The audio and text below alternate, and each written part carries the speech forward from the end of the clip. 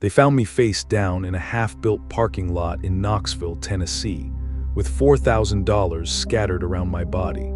The police thought it was a robbery gone wrong, until they realized not a single dollar bill was missing. To understand why I was running, you have to look at the trail of paranoia I left across 3 states. My name is Blair Adams, and back in the summer of 1996, I was a regular construction foreman. I lived a completely normal, quiet life up until the day the shadows started moving.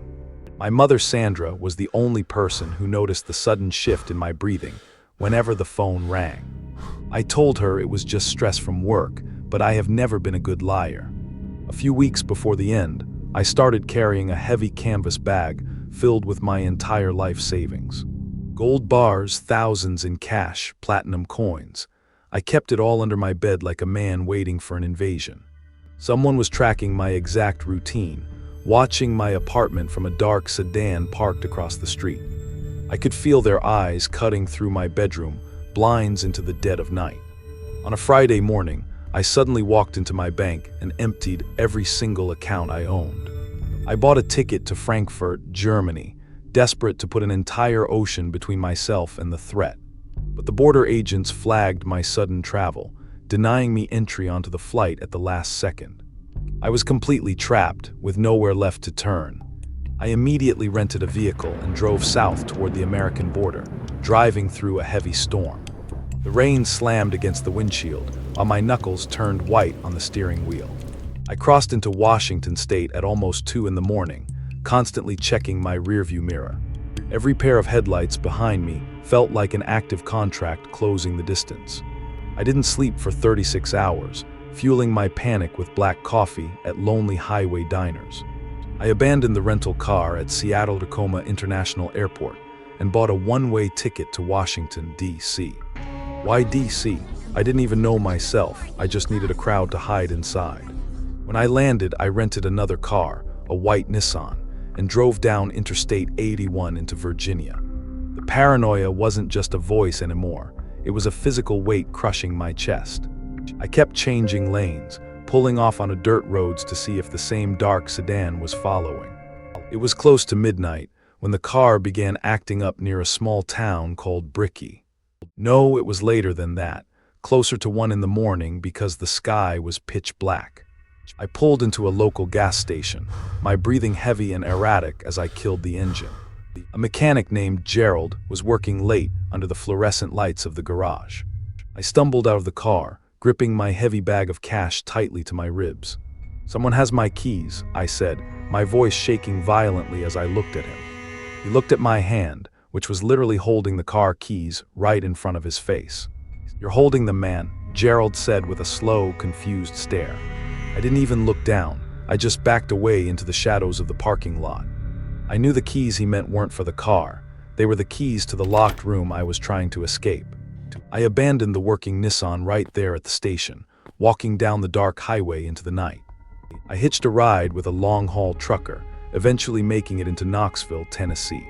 By then I looked like a ghost, eyes bloodshot, clothes stained with sweat, a thick layer of dust on my boots. I walked into a budget motel near the interstate, desperate for a locked door to hide behind. The clerk behind the counter, a young woman, looked at me with immediate suspicion. I laid down a $100 bill, demanding a room with the most secure lock available. She gave me the key to room 107, watching me sprint down the outdoor corridor. I stepped inside and immediately shoved the heavy wooden dresser against the door frame. I sat on the edge of the mattress, my loaded pistol resting on my knee as the silence closed in. But the walls felt too thin, as if the threat was already listening from the adjacent room.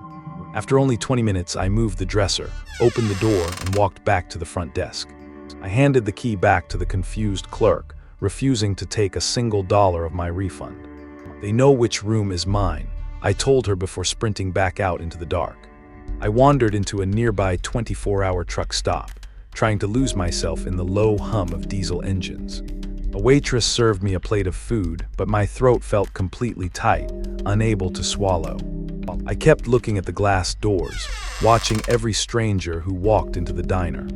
Around 3 in the morning, A man in a dark canvas jacket sat 2 booths away from me. He didn't order any food. He just stared directly at my reflection in the side mirror. He smiled, not a normal smile, but the kind that tells you he has already won the game. I suddenly stood up, leaving my food on the seat before grabbing my bag and fleeing. I ran out into the humid Tennessee night air, my heart pounding like a hammer against my ribs. I sprinted across the asphalt, heading toward a massive, half-built commercial parking lot under construction. The area was surrounded by tall metal fences and piles of heavy gravel. It was a perfect trap, a maze of concrete pillars and deep shadows with no escape. I could hear the distinct sound of footsteps running behind me, pacing my exact movements in the dark.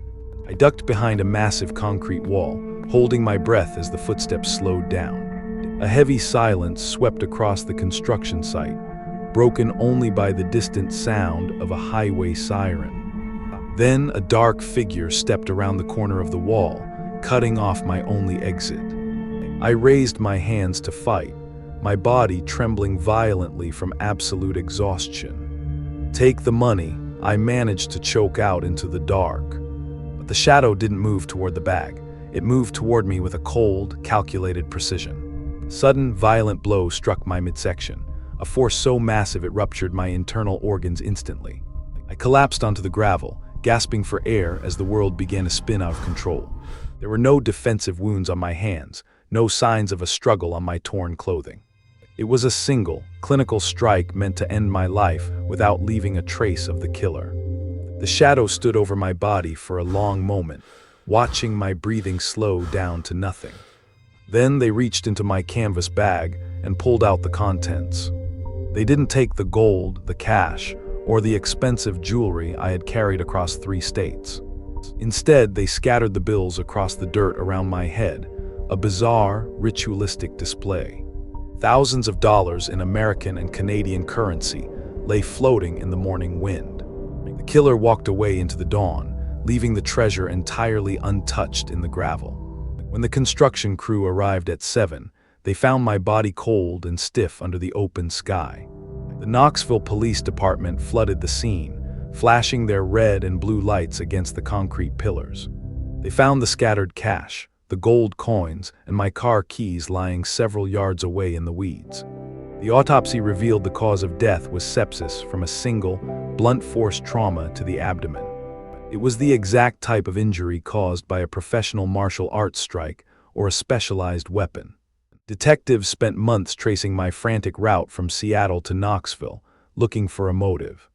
They interviewed my mother Sandra, trying to find any hidden enemy or secret criminal past. But there was nothing, no debts, no rivalries, no criminal records to explain the hit. They checked the surveillance tapes from the truck stop, but the man in the dark canvas jacket was gone. His booth was completely wiped clean, leaving no fingerprints or DNA for the forensic team to track. The case file was eventually moved to the cold archives, labeled as one of the strangest mysteries in Tennessee history.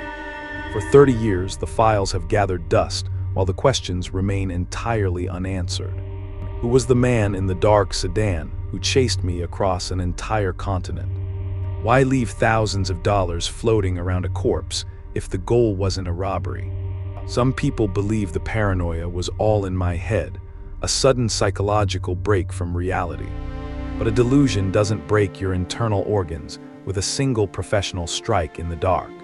I thought about my mother Sandra right before everything went completely black on that gravel pile.